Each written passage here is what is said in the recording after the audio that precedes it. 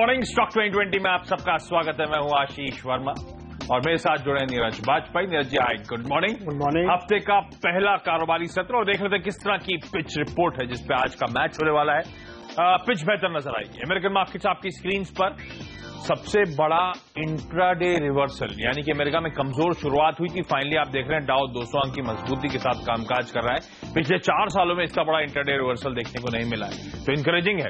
2 वजह थी, एक तो जॉब्स रिपोर्ट आई जो बेहद कमजोर थी, 1,40,000 कर्मचारी जोड़े हैं, जॉब्स जोड़े हैं, 2 लाख से ज्यादा जुड़ने की उम्मीद थी। दूसरा, कच्चा तेल में जो तेजी आई है उसका फायदा मिला। यूरोप भी आपकी स्क्रीन पर आएगा, यहां पे भी वॉलेटाइल था लेकिन हरे निशान के साथ कामकाज। एशिया लेकिन बेहद पॉजिटिवली रिएक्ट करता हुआ अमेरिका की उस जॉब्स रिपोर्ट पे। तमाम एशियन मार्केट्स अच्छे खासे हरे निशान के साथ कामकाज करते हुए और SGX निफ्टी इंडिकेट कर रहा है 70 अंक के आसपास की मजबूती के साथ शायद आज शुरुआत हो। नीरज जी, खरीदारी की तरफ ज्यादा रुझान रहेगा, हालांकि गेंदबाज भी शामिल है टीम में। सेक्टर्स को लगता है कि जो 2 दिन अच्छी खासी तेजी एक तरीके से बेस बनता हुआ दिखाई उस मार्केट में, उसका फायदा दिखेगा क्योंकि फ्राइडे को इंडियन मार्केट बंद था। थोड़ा सा एक चिंता रुपए को लेकर के है। सेक्टर्स को लगता है कि वहां थोड़ी वीकनेस देखने को मिल सकती है क्योंकि एक बड़ा पेमेंट फिर से ईरान को $700 मिलियन का किया जाना है, तो उसकी वजह से थोड़ी सी रुपए में वीकनेस देखने को मिलती है। लेकिन अदरवाइज खरीदारी का रुझान आज रहेगा, लेकिन कुछ गेंदबाज भी शामिल है।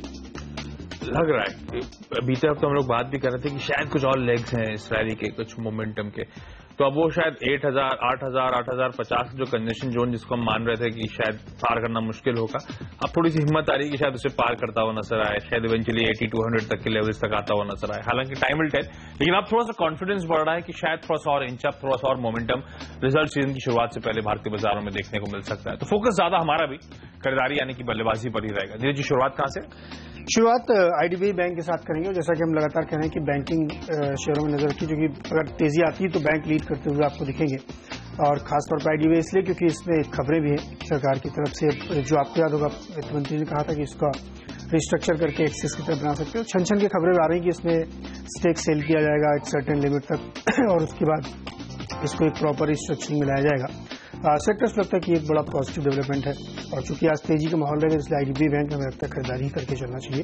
85 रुपए का लक्ष्य होगा, 78 पे स्टॉप लॉस रखें। फोर्स वोटर्स में खरीदारी की सलाह सेलेक्टर्स दे रहे हैं, और उनका मानना है कि यहाँ पे काफी अच्छा मैनेजमेंट कमेंट्री जो वीकेंड में निकल के आई है वो काफी इनकरेजिंग है। एक तो डेट फ्री कंपनी है, इनका 400 करोड़ का जो कैपेक्स था वो आधा कंप्लीट हो चुका है। एक नया प्लांट डाला उन्होंने चेन्नई में जो केवल और केवल BMW के लिए सप्लाई करेंगे। सेक्टर्स को लगता है कि काफी पॉजिटिव है। लक्ष्य इन्होंने रखा है कि अगले 2-3 साल के अंदर 3,000 करोड़ का रेवेन्यू जनरेट करेंगे। तो जो ट्रैक रिकॉर्ड है उसको देखते हुए ऐसा लगता है कि ये अचीवेबल है, और इम्पोर्टेंट ये है कि इनके जो क्लाइंटल है उसका बड़ा फायदा है, क्योंकि मर्सिडीज और BMW के लिए स्पेशली काम कर रहे हैं, तो उसका भी एक बेनिफिट होता हुआ दिखेगा। सेक्टर्स लगता है कि 2,500 का लक्ष्य लेते हुए आज खरीदारी की जा सकती है। हालांकि इमीडिएट टारगेट हमें लगता है कि 3,000 तक हो सकता है, कि वो आगे 8-10 ट्रेडिंग सेशंस में लगेंगे। आज के लिए 2,500 का लक्ष्य होगा, 2440 में स्टॉप लॉस। मिड कैप्स में खासतौर पर फोकस। तो सबसे पहले यहाँ पे बायोकॉन का काउंटर, हालांकि बहुत रिलेटिव अंडर परफॉर्मर रहा है ये कंपनी।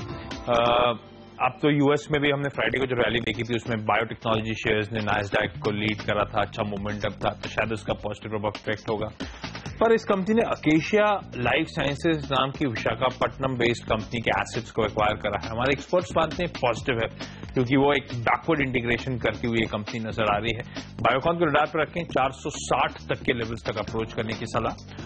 अच्छा, state electricity boards, power reform, power sector, हमें लगता है अब अगला स्टेप यहाँ पे अनाउंसमेंट जल्द आते हुए नजर आएंगे। कुछ बैंक की तरफ से तो घोषणाएं भी आना शुरू हो चुकी हैं स्टेट इलेक्ट्रिसिटी बोर्ड्स के हालात सुधारने के लिए। REC यानी कि रूरल इलेक्ट्रिफिकेशन कॉर्पोरेशन वो कंपनी है जो रिसेंट हाल फिलहाल जो बनाया हुआ है तो उसके आसपास कामकाज कर रही है। हमें लगता है अच्छा पॉजिटिव साइड में मोमेंटम होगा, यहाँ से और अच्छा अग्रेसिव खरीदारी देखने को मिलेगी। बीते हफ्ते आपको याद होगा फ्री हिट के तौर पर हमने PTC इंडिया फाइनेंशियल सर्विसेज को उतारा था, तब भी हमने इस बात को हाईलाइट करा था कि हम एक्सपेक्ट कर रहे हैं कि तमाम स्टेट इलेक्ट्रिसिटी बोर्ड्स के अब हालात सुधारने की बात करी जा रही है, और इन सब कंपनीज के लिए बड़ा पॉजिटिव हो सकता है। REC को भी रडार पर रखें, 284-285 तक की जोन्स तक आज हम एक्सपेक्ट करते हैं, शायद इसमें अपसाइड में मोमेंटम आएगा। चलिए इसी के साथ वक्त हम दोनों की टीम्स के अब डिपेंडेबल खिलाड़ी जानने का।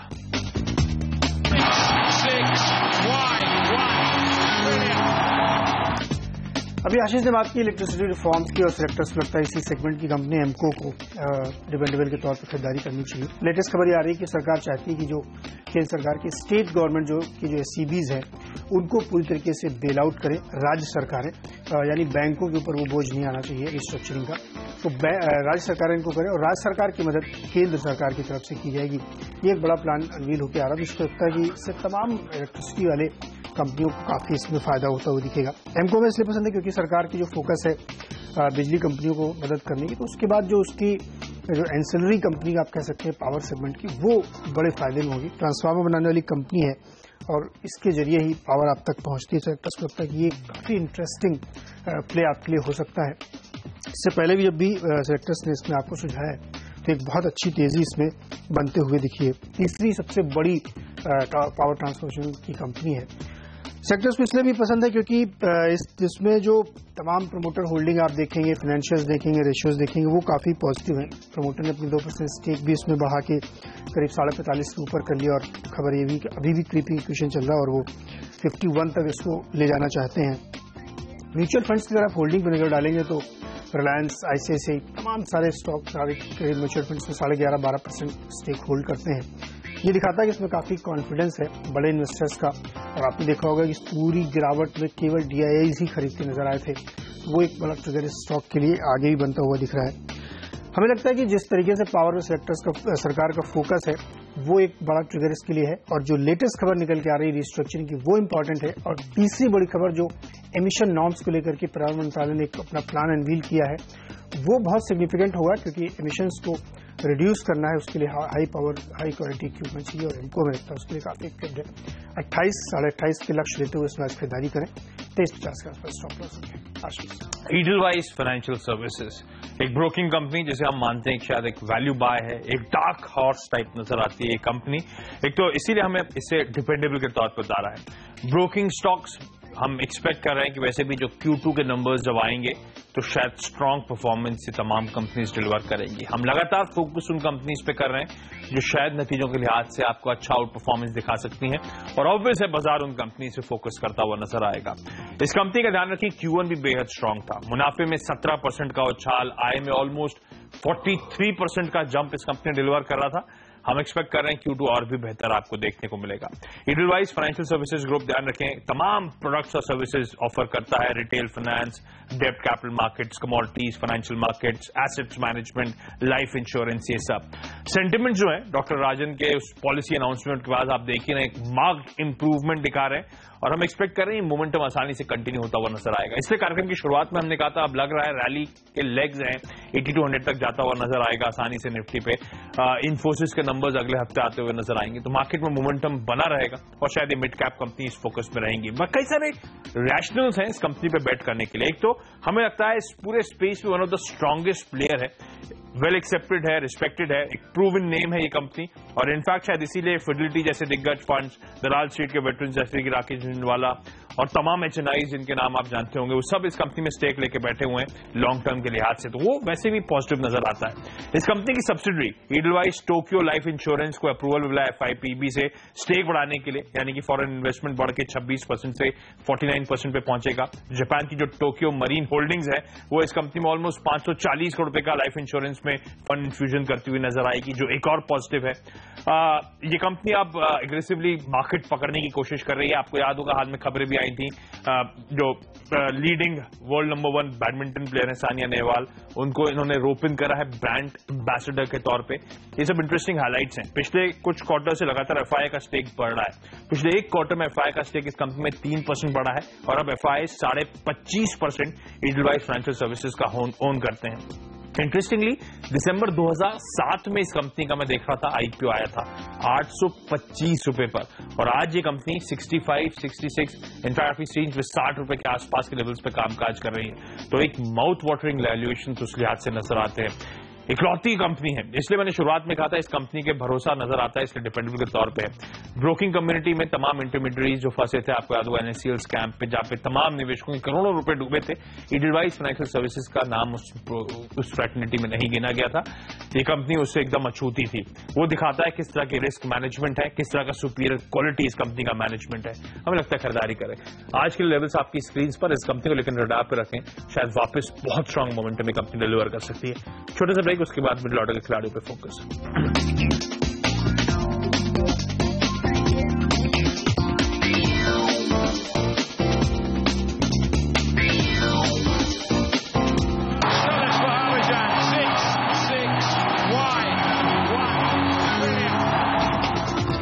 मिड ऑर्डर में बैंकिंग फोकस है और आईसीआईसी बैंक में सेलेक्टर्स को लगता है खरीदारी करनी चाहिए। काफी कमजोर हुआ है और अब जिस तरीके से रेट कट हुआ है तो क्रेडिट ग्रोथ सेलेक्टर्स उम्मीद कर रहे हैं कि बढ़ता हुआ दिखेगा। फेस्टिव सीजन भी बिल्कुल सामने है तो एक पॉजिटिव ट्रिगर होगा। 275 का लक्ष्य रखिए, 264 पे स्टॉप लॉस। टाटा मोटर्स में खरीदारी करके चलिए। नंबर जो आए हैं वो उम्मीद से करीब थे, लेकिन ये सारी बातें मार्केट को पहले से बताती है डिस्काउंटेड, यही एक्सपेक्टेशन से वीक नंबर आएंगे। इसलिए सेक्टर्स को लगता है कि जो प्रेशर देखने को मिला था वो ईज होता हुआ दिखेगा। 310 के लक्ष्य के साथ इसमें खरीदारी करें, 294 पे स्टॉप लॉस रखें। लेकिन यूको बैंक में सेक्टर्स बिकवाली की सलाह दे रहे हैं क्योंकि जो ईरान का पेमेंट होना इसी के थ्रू होना और इन्होंने फॉरवर्ड हेजिंग करी नहीं है, तो जिसका प्रेशर को देखने को मिलेगा। और खुद इनके पास भी बहुत बड़ी रकम करीब $2 बिलियन से ज्यादा पड़ी हुई है जो उनको वापस देनी है, तो वो एक प्रेशर आपको यूको बैंक में लगातार बनता हुआ दिखेगा। 42 के लक्ष्य के साथ इसमें शॉर्ट करके चले, 47-50 पे स्टॉप लॉस रखें। आशीष, IL&FS ट्रांसपोर्टेशन नेटवर्क या ITNL, ध्यान रखें स्टॉक को रडार पर रखें। तरह तरह की अटकलें बाजार में लग रही हैं, कुछ मार्क की नेम चेक इन करते हुए शायद नजर आए, हालांकि उसकी कोई पुष्टि नहीं है। लेकिन ध्यान रखें क्योंकि स्टॉक अपने रीसेंट लोज के आसपास कामकाज करे तो रिस्क रिवॉर्ड फेवरेबल है। आज के लिए हमें लगता है 104-105 तक के लेवल्स तक अप्रोच करें। क्लैरिस लाइफ साइंसेज, जिसमें हालांकि एक FI ने एग्जिट करा था, लेकिन इंटरेस्टिंगली जाने माने घरेलू म्यूचुअल फंड रिलायंस ने यहाँ पे ऑलमोस्ट इस कंपनी के 6.25 लाख शेयर्स एक्वायर करे हैं। 200 प्लस के लेवल्स पर ही स्टेक एक्वायर करा गया है। रडार पर रखें। मेरे ख्याल से थर्सडे को भी स्टॉक अच्छा खासा एक्टिव था। जैन इरिगेशन, ये कंपनी लगातार हमारे रडार पर रही है और जिस तरह से इस बार फिर से बिलो नॉर्मल मानसून आया है, कहा जा रहा है सरकार की तरफ से और कुछ स्टेप्स लिए जा सकते हैं, अनाउंसमेंट्स आ सकते हैं। वैसे भी जो आवंटन माइक्रो इरिगेशन के लिए किया गया है वही हमें लगता है इंकरेजिंग है जैन इरिगेशन के लिए। लेकिन अगर बाकी कुछ स्टेप्स लेने की बात जो सच होती है तो हमें लगता है जैन इरिगेशन को रडार पर रखें। शायद वापस बड़े स्मार्ट और स्विफ्ट मूव्स ये काउंटर दे सकता है। आज के लिए 65-66 तक के लेवल्स तक अप्रोच करें।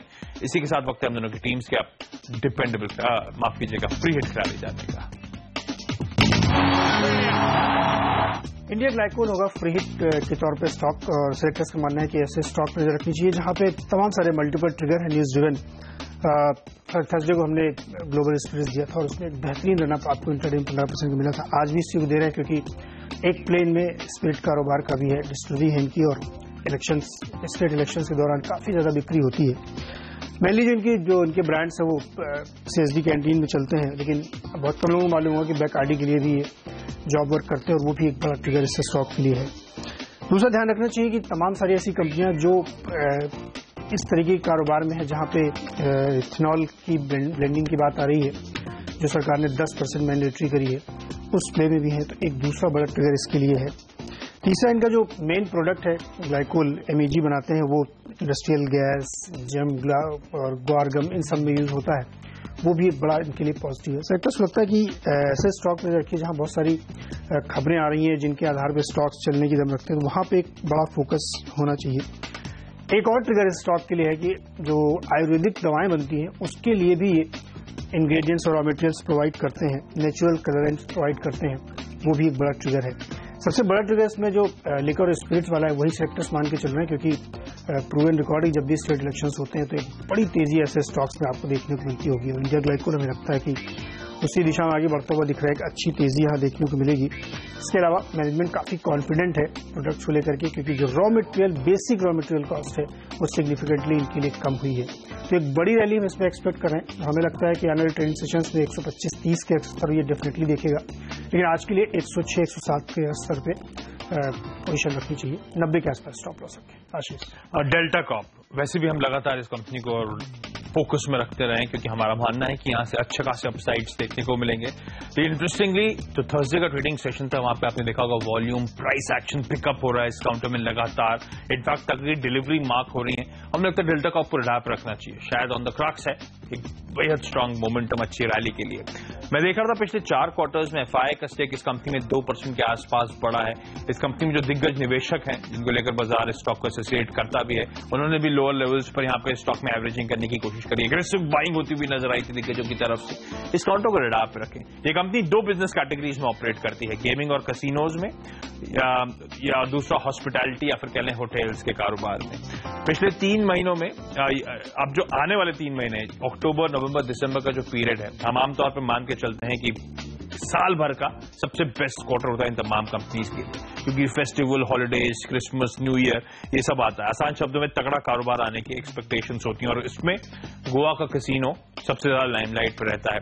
बाय द वे आपको बता दूं, इकलौती लिस्टेड कंपनी इस देश में जो कसिनो ओन करती है, इसीलिए हम कहते हैं एक कंसेप्ट स्टॉक भी है ये कंपनी, ध्यान रखें। तो उसका प्रीमियम में हमेशा कमांड करेगी।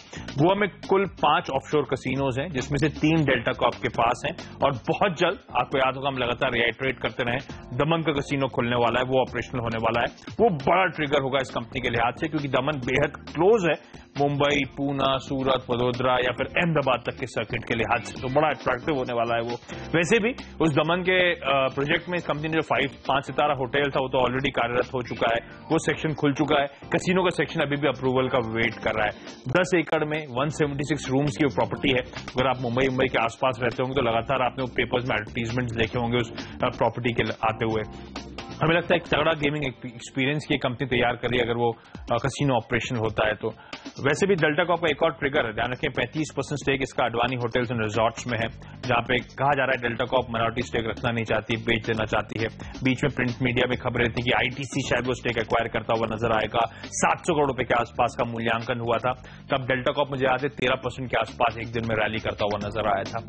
एक और एडिशनल बात कहा जा रही है कि कई बाजार के दिग्गज प्लेयर्स हैं, शायद वो स्टेक एक्वायर करना चाहते हैं, और डेल्टा भी फाइनली अपना स्टेक बेचता हुआ नजर आएगा। बड़े मार्की नेम्स के नाम सामने आ रहे हैं उस अडवाणी होटल्स की प्रॉपर्टी को एक्वायर करने के लिए, उसमें स्टेक लेने के लिए। हमें लगता है डेल्टा कॉर्प के लिए एडिशनल ट्रिगर हो सकता है। इस काउंटर को रडार पर रखें, कई सारे ट्रिगर्स और अच्छा बिजनेस मोमेंटम, और आने वाला क्वार्टर बेहद पॉजिटिव। 90 तक के लेवल तक अप्रोच करें, लेकिन हमें लगता है इवेंचुअली काउंटर वापस 100 रुपए के ऊपर आपको कामकाज करता हुआ नजर आएगा। छोटा सा ब्रेक, आखिरी के 3 खिलाड़ी उसके बाद।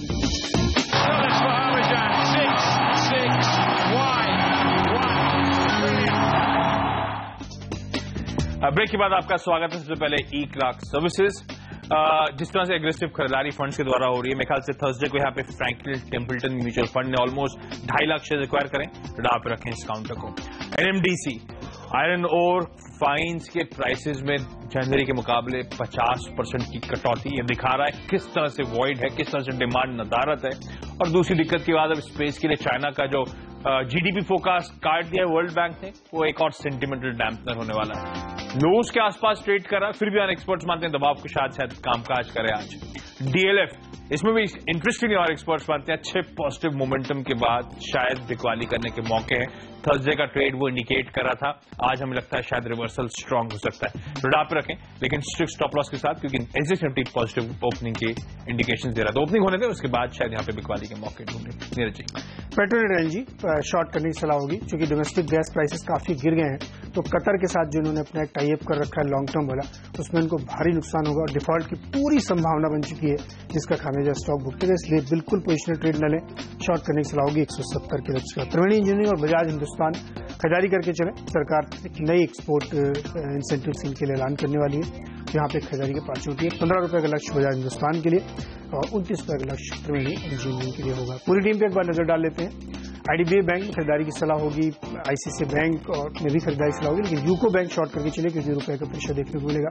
वहीं फोर्स मोटर्स में सेक्टर्स लगता है खरीदारी करनी चाहिए। एमको पावर में जिस तरह सेक्टर्स लगातार सरकार का फोकस है, सेक्टर्स काफी पॉजिटिव है, उनको लगता है कि यहाँ पे खरीदारी करनी चाहिए, एक अच्छा बाउंस बनता हुआ दिखेगा। टाटा मोटर्स एक्सपेक्टेड था कि नंबर कमजोर आएंगे, उसके बाद हमें लगता है इसमें एक बाइंग अपॉर्चुनिटी बनती है। वहीं इंडिया ग्लाइकोल में खरीदारी करिए और बहुत ही मल्टीपल ट्रिगर से स्टॉक को रन करने के लिए। पेट्रोल एलएनजी शॉर्ट करिए, गैस कीमतों गिरने का तगड़ा असर इसके ऊपर देखने को मिलेगा। लेकिन चीनी कंपनियों के लिए अच्छी खबर आने वाली है, इसलिए त्रिवेणी इंजीनियरिंग और बजाज हिंदुस्तान में लॉन्ग पोजिशनिंग सजेशन होगी। फोकस खरीदारी पर रहेगा आज के ट्रेडिंग सेशन में। बायोकॉन जहां पे अच्छा बैकवर्ड इंटीग्रेशन, आरईसी जहां पे हम एक्सपेक्ट कर रहे हैं स्टेट इलेक्ट्रिसिटी बोर्ड के हालात सरकार सुधारने के लिए जल्द कुछ कोशिश करेगी, कुछ अनाउंसमेंट्स आ भी रहे, रडार पे रखें। डिपेंडेबल के तौर पर ईडल वाइज जहां पे हमें लगता है नंबर्स जब रिजल्ट सीजन की शुरुआत होगी तो ब्रोकिंग फ्रेटर्निटी से अच्छे नंबर्स एक्सपेक्टेड है, और ईडल वाइज हमें लगता है जिस तरह का तगड़ा करेक्शन हुआ है, जिस तरह का बिजनेस मॉडल है, जिस तरह का शेयर होल्डिंग पैटर्न है, ये आउट परफॉर्म करती हुई नजर आएगी कंपनी, शायद शेयर्स में अच्छी खरीदारी देखने को मिले। आईटीएनएल तरह तरह की अटकलें लगाई जा रही हैं, रिस्क रिवॉर्ड फेवरेबल लेवल्स के आसपास हमें लगता है आज खरीदारी करने के मौके ढूंढने चाहिए।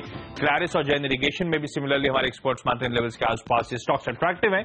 जैन इरिगेशन में हम एक्सपेक्ट कर रहे हैं कि कमजोर मानसून के बाद शायद फिर से कुछ स्टेप्स के अनाउंसमेंट्स आए, वो पॉजिटिव हो सकते हैं इस काउंटर के लिए। डेल्टा कॉप जिस तरह से दमन का वो कसिनो जल्द खुलता हुआ आपको शायद नजर आए, हम एक्सपेक्ट कर रहे हैं कि नंबर्स भी स्ट्रांग होंगे। अक्टूबर नवंबर दिसंबर की तिमाही जब आती है तो वैसे भी इन कंपनीज के लिए स्ट्रांग रहती है, और अडवाणी होटल्स में जो माइनॉरिटी स्टेक है अगर वो बिकता हुआ नजर आता है तो बड़ा एडवांटेज होगा।